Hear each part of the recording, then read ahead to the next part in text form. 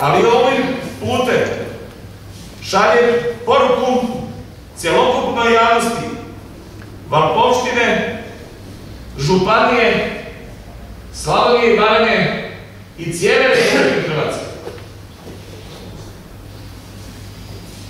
Dok sam živ, borit ću se za pravo i pravicu kad sam uvjeren da smo u pravu i neću dozvoliti da se nanosi šteta građanima Beliša, Marijanaca, ali štiti time i građane Valpova. Jer ćemo za nekoliko tjedana kad dođe DSP ostati svi bez vode i bez mogućnosti da izlijevamo kanalizaciju u rijeku Dravu.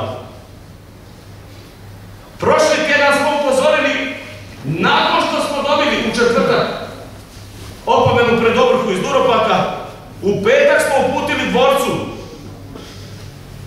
tvrtka Hidrobel, a ja kao predsjednik skupštine sa mojim zdanjem obavijest da ćemo u roku od 8 dana današnjim danom biti prisiljeni obustaviti isporuku pitke vode ako ne potpišu ugovor, ne da plate cijeli dug, nego da potpišu ugovor, da nam daju šansu da možemo mi pregovarati sa njima da će taj dug biti namiren, jer mi nemamo više pravnog obrazloženja zašto to radimo.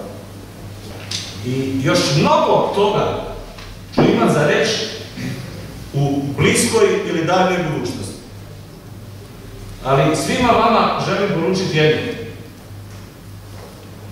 Duboko sam uvjeren da ovime što smo danas kao znakom upozorenja, nismo mi kreteni u Belišću da ćemo dovesti u pitanje zdravlje bilo kojeg čovjeka, pa na taj način i bilo kojeg Valpovčanina ili Valpovčanina, jer sam i sam rođeni Valpovčanin.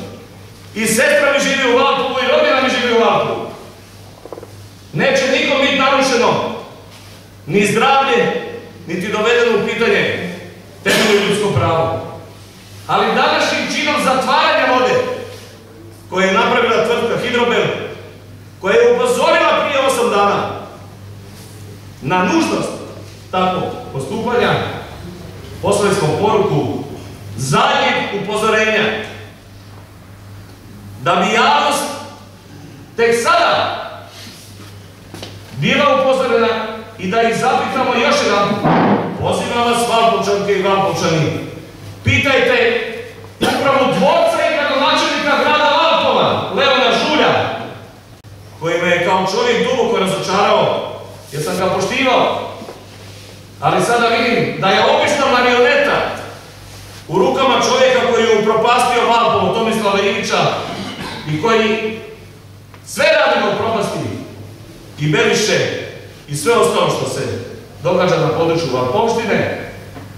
Neka njih pitaju gdje je novac koji im naplaćuju po znatno većoj cijeni nego što plaća čak i Beliše, u koju svrhu i da li se nalazi na žiro računu, i pozivam i nadležne institucije da provjeru gdje je tih 1 000 000 kuna koje su skupili od građana, a prestali plaćati za isporučenu vodu građanima, odnosno tvrtki Hidrobel.